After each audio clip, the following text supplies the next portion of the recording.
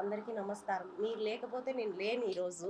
ఎందుకంటే మీరు చాలా నాకు హెల్ప్ చేశారు. నేను ఆ రోజు మా అబ్బాయికి క్యాన్సర్ అని నేను మీకు ఇట్లా ప్రెస్ మీట్ పెట్టాను. చాలామంది హెల్ప్ చేశారు. మీకందరికీ చాలా కృతజ్ఞతలండి. ఈరోజు నేను అపోలో క్యాన్సర్ హాస్పిటల్‌లో ఉన్నాను. అక్కడి నుంచి ఇక్కడికి రావడానికి కారణం ఏమిటంటే, మా అబ్బాయికి ఇప్పుడు బోన్ మ్యారో ట్రాన్స్‌ప్లాంటేషన్ కంప్లీట్ అయిందనే మీకు చెప్పడానికి ప్రెస్ మీట్ పెట్టి అందరికీ థాంక్స్ చెప్పడానికే నేనొచ్చాను ఇక్కడికి. ఇంకొద్దిగా హెల్ప్ కావాలి. అందుకనే నేనిక్కడికొచ్చాను. ఏంటంటే ఇప్పుడు ఆ రోజు ఏం జరిగిందంటే ఇక్కడ నేను ప్రెస్ మీట్ పెట్టేసి నేను బెంగుళూరుకెళ్ళేసాను. నాకేం తెలీదు అప్పుడు మా అబ్బాయి సిట్యుయేషన్ బాలేదు. ఇక్కడ ప్రెస్ మీట్ పెట్టేసిన తర్వాత మళ్ళీ ఇక్కడ వీడియో మీ అందరూ సపోర్ట్ చేయడం వల్ల ఎన్టీఆర్ సార్ కాల్ చేయమని చెప్పేసి వెళ్లారు అక్కడికి. ఇక్కడ కృష్ణ యాదవ్ సార్ చెప్పారనమాట. వచ్చారు అక్కడికి బెంగుళూరుకి. వచ్చి అక్కడ వీడియో తీసుకున్నారు మళ్ళీ. అక్కడ చాలామంది మేము హెల్ప్ చేస్తాము అని చెప్పేసి ఆ రోజు వీడియోలో అంతా మాట్లాడారు. మాట్లాడేసిన తర్వాత నేను ఇంకా వెయిట్ చేశాను. మా అబ్బాయికి అప్పటికే 70% బ్లాస్టర్ అయిపోయింది. ఇంకా నేను 3 డేస్ వెయిట్ చేశాను ఎవరైనా హెల్ప్ చేస్తారేమో అని చెప్పేసి. ఇంకా అప్పటికి నాకు ఏ కాల్స్ రాలేదు. సరే ఇంక నేను ఏం చేయాలో తెలియదుగా నాకు వీడియోలు చూసి విద్యాసాగర్ సార్ కాల్ చేశారు.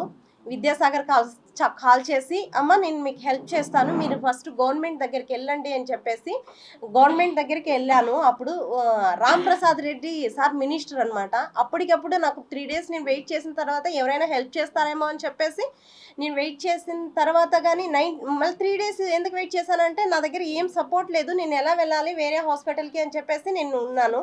ఉండిన తర్వాత మళ్ళీ ఏం జరిగిందంటే అంతవరకు ఏ కాల్స్ రాలేదు. ఆ రోజు ఎన్టీఆర్ సార్ వీడియో కాల్ మాట్లాడిన తర్వాత అందరూ వచ్చారు. ఒక ముగ్గురు మేము హెల్ప్ చేస్తాము అనేసి.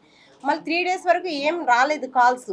తర్వాత మళ్ళా విద్యాసాగర్ సారు నన్ను కాల్ చేసేసి నువ్వు ఫస్ట్ అక్కడ గవర్నమెంట్ దగ్గరికి వెళ్ళండి అని చెప్పారు. మళ్ళీ నేను గవర్నమెంట్ దగ్గరికి వెళ్ళేసి రాంప్రసాద్ రెడ్డి సార్ దగ్గరికి వెళ్ళేసి అక్కడ మాట్లాడి అప్పటికప్పుడు నేను నైట్లో వెళ్ళాను 8:30కి. 8:30కి వెళ్తే అప్పుడు అక్కడ ఆఫీస్ వాళ్ళు ఏం చెప్పారంటే, ఏంటమ్మా మీరు ఈ టైంలో వచ్చారు అని చెప్పేసి, సార్ మా అబ్బాయి కండిషన్ చాలా సీరియస్గా ఉంది, హాస్పిటల్ వాళ్ళు మీరు వెళ్ళిపోండి అని చెప్తున్నారు అని చెప్పేసి చెప్పాను. ఓకే అని చెప్పి అక్కడ వాళ్ళు కానీ మీరు తిన్నారా లేదా, ఏంటి మీరు ఇట్లా వచ్చేసారా అని చెప్పేసి అక్కడ నాకు ఒక భోజనం ఇచ్చి అక్కడ నీళ్ళు తాగమ్మా నీకేం కాదు, మీ అబ్బాయికి ఏం కాదు, మేము ఉన్నామని చెప్పేసి మళ్ళీ అప్పటికప్పుడే లెటర్ టైప్ చేసేసి మళ్ళీ మార్నింగ్ సీఎంఆర్ఎఫ్ దగ్గరికి పోయేసి నేను మళ్ళీ సచివాలయం దగ్గరికి వెళ్ళాను. అక్కడికి వెళ్తే నేను సీఎంఆర్ఎఫ్ వాళ్ళతో మాట్లాడి అక్కడ వాళ్ళు 11 lakhs ఫస్ట్ ఈ 11 lakhs తీసుకునేసి మీ అబ్బాయిని వేరే హాస్పిటల్లో జాయిన్ చేయించండి అని చెప్పారు. Already LOC Apollo cancer hospital Teynampet Nandanam అనమాట చెన్నైలో. అక్కడ తీసుకున్నాము ఎల్ఓసి. మళ్ళీ అక్కడి నుంచి తీసుకొని వచ్చేసి ఇక్కడ ఇచ్చామన్నమాట. ఇచ్చేసి అప్పుడు ఫస్ట్ జాయిన్ చేయించేస్తాం చెన్నై అపోలో హాస్పిటల్లో. అప్పుడు వాళ్ళు నాకు 10 lakhs డిపాజిట్ చేయాలా, బిఎంటీ కదా అని చెప్పారు. నేను వాళ్ళని అడిగాను అనమాట, సార్ నా దగ్గర ఇప్పుడు 10 lakhs అర్జెంటుగా నాకు లేదు సార్ నా దగ్గర, నేను కావాల్సంటే మీరు నాకు చెక్ ఇవ్వండి అని చెప్పారు. ఓకే నాకు 2 days టైం ఇవ్వండి, ఫస్ట్ అడ్మిషన్ తీసుకోండి సార్ అని చెప్పేసి నేను చాలా వాళ్ళని బ్రతిమలాడాను. సరే అని చెప్పేసి వాళ్ళు అడ్మిషన్ తీసుకున్న తర్వాత నెక్స్ట్ జాయిన్ చేయించారు. ఈ జాయిన్ చేయించడం వల్ల మీ అందరి సపోర్ట్ అనమాట. అది నాకు ఎన్టీఆర్ సార్తో Krishna Yadav sir, next Vidyasagar sir, minister sir, next అందరూ నాకు ఫోన్పే చేశారు. చాలా మంది నాకు తెలియదు కానీ నాకు తెలిసిన వాళ్ళ పేర్లు చెప్పాను. టీటీడీ వాళ్ళు నాకు చాలా సపోర్ట్ చేశారు. మా హస్బెండ్ టీటీడీలో కాంట్రాక్ట్ బేసిక్ మీద డ్రైవర్గా వర్క్ చేస్తాడు. అప్పుడు వాళ్ళ టీటీడీ ఎంప్లాయీస్ అందరూ చాలా సపోర్ట్ చేశారు. నేను అక్కడ జాయిన్ అయిన తర్వాత మళ్ళీ టీటీడీ వాళ్ళకి లెటర్ పెట్టాను అనమాట. ఈ 11 lakhs సరిపోదని చెప్పేసి.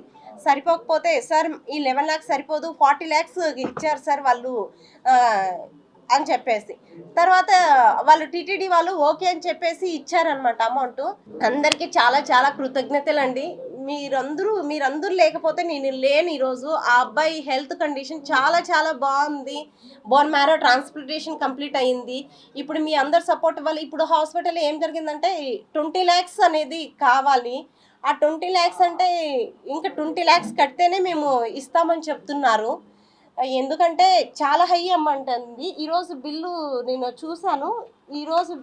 నిన్నటికి నేను నైటే వచ్చాను. ఈరోజు నిన్న బిల్ వచ్చి 77 lakhs అయింది. నేను చెప్పాను మేము ఇంత కట్టుకోలేమండి, మేము చాలా పేదవాళ్ళము. మాకు గవర్నమెంట్ హెల్ప్ చేస్తేనే గవర్నమెంట్, టీటీడీ ఇంకా అందరూ ఫోన్‌పే‌లేసి హెల్ప్ చేసిన దాని వల్లనే మేము ఇక్కడ హాస్పిటల్‌కొచ్చాము. నేను అంత కట్టుకోలేను అని చెప్పి వాళ్ళకి చెప్పాను. చెప్తే అట్‌లీస్ట్ మీరు 20 లాక్స్ అన్నా కట్టండి అని చెప్పారు. మేడం మేము అది గాని కట్టలేము అని చెప్తే, లేదండి మీ అబ్బాయి సివియర్ కండిషన్ నుంచి అంటే 90% బ్లాస్టర్ అయినప్పటి నుంచి మేము ఇప్పుడు క్యాన్సర్ లేకన్నా ఏం లేకన్నా వాళ్ళ ఫాదర్ సెల్స్ ఎక్కించి ఇంత చేశాం కదా, అట్లీస్ట్ ఏదైనా 20 లాక్స్ మీరు ఇవ్వండి, లేకపోతే మేము డిశ్చార్జ్ ఇవ్వము అని చెప్పారు. ఇప్పుడు 10 డేస్ అటు నుంచి మెడిసిన్స్ మేమే వాళ్ళ మెడిసిన్స్ అంతా ఆఫ్ చేసేస్తారు. ఎవ్రీడే బ్లడ్ బ్లడ్ ప్లేట్లెట్స్ ఎక్కించాలి. ప్లేట్లెట్స్ వచ్చి 12,000 అవుతుంది, బ్లడ్ వచ్చి 8,000 అనమాట. ఇప్పటికి 64 యూనిట్స్ ఎక్కించాము. బట్ అక్కడ బ్లడ్ కావాలంటే మనం ఏం చేయాలంటే డోనర్స్ అనేవి వెతుక్కోవాలి. అక్కడ నాకు చెన్నైలో ఎవరు తెలీదు, లాంగ్వేజ్ ప్రాబ్లం అనమాట. అప్పుడు ఏం చేశానంటే నాకు తెలీదు, అక్కడ బ్లడ్ డి బ్లాక్ అనేది ఒకటి ఉంటుంది. అక్కడికి వెళ్ళేసిన తర్వాత అక్కడ చాలామంది బ్లడ్ ఇవ్వడానికి వస్తూ ఉంటారు. వచ్చినప్పుడు నాకు అంటే ఇంగ్లీష్ వచ్చు కాబట్టి ఇంగ్లీష్లో వాళ్ళతో మాట్లాడి, ప్లీజ్ అండి మా అబ్బాయికి ఇలా ఉంది, ఇక్కడ వీళ్ళు బ్లడ్ ఇవ్వని అంటున్నారు, అమౌంట్ పెట్టుకున్నా కానీ మీరు ఎవరైనా హెల్ప్ చేయండి అని అంటే ఒకరిని నేను అడుక్కుంటాను, ప్లీజ్ అండి హెల్ప్ చేయండి మా అబ్బాయికి ఇలా క్యాన్సర్ వచ్చింది, ఇక్కడ ఏ బ్లాక్లో ఉన్నాము అని చెప్పేసి. తర్వాత వాళ్ళు ఇంకొకరికి అట్లా చాలామంది హెల్ప్ చేశారు. ఇప్పుడు 64 యూనిట్స్ అలాగే నాకు హెల్ప్ చేశారనమాట చెన్నైలో, ఒకరినొకరు అట్లా చేసి.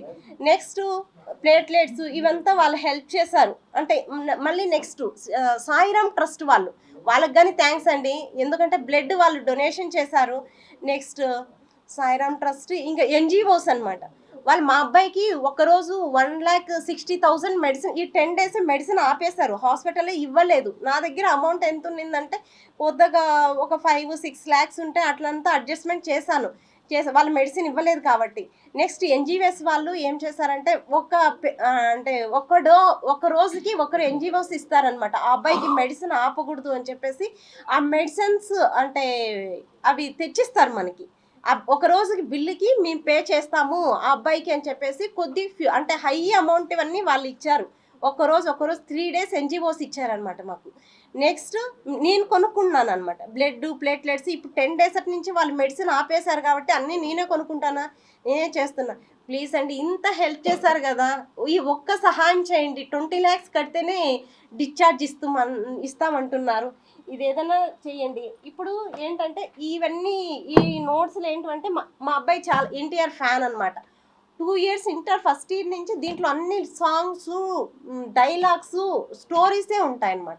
ఆ ఎన్టీఆర్ మీద పిచ్చితో వాడు ఎంతసేపు ఎవరితో మాట్లాడేవాడు కాదు, ఎంతసేపు ఇవే చేసేవాడు అనమాట.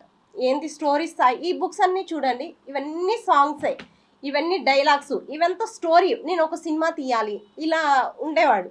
ఇప్పుడు మొన్న చెప్పాడు, ఇప్పటికి నేను హాస్పిటల్లో ఉండలేనమ్మా, ప్లీజ్ నన్ను బయట తీసుకెళ్ళి, నేను డిప్రెషన్లోకి వెళ్ళిపోయాను, నువ్వు ఇంత కష్టపడినాను 2 ఇయర్స్ నుంచి, ఈ కష్టపడినా కాబట్టి నేను చనిపోవాలనిపిస్తుంది, నాకు టాబ్లెట్స్ ఇవ్వు, నేను చనిపోతాను, నేను ఇక్కడే ఉండి నాకు ఏదోలాగా ఉంది అని చెప్పి చెప్తున్నాడు. ప్లీజ్ ఎవరైనా అట్లా హెల్ప్ చేయండి అని, నాకు ఇంత సహాయం చేశారు, ఈ ఒక్క హెల్ప్ చేయండి ప్లీజ్ ప్లీజ్. మేము చేతులెత్తి నమస్కరిస్తున్నాను సార్. ఎవరైనా సరే నాకు ముందు మీరు ఎంత హెల్ప్ చేశారు కదా, ఈ చిన్న సహాయం అని నేను అనుకుంటున్నాను. ఏదో ఒకటి చిన్నదో పెద్దదో ఒక ప్రాణాన్ని అందరూ కలిసి కాపాడారు కాబట్టి ఇప్పుడు కానీ ఎవరో ఒకరు నాకు సహాయం చేయండి సార్, ప్లీజ్ సార్. మీకు చేతులు ఎత్తి నమస్కరిస్తున్నాను సార్. మా హస్బెండ్ తరపున టీటీడీ వాళ్ళు మాకు చాలా సపోర్ట్ చేశారు. JEO madam, EO sir, next TTD employees మొత్తం హెల్ప్ చేశారు సార్.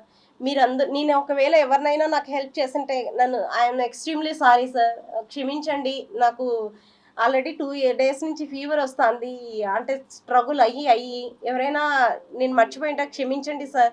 మాకు thanks, very very thanks sir.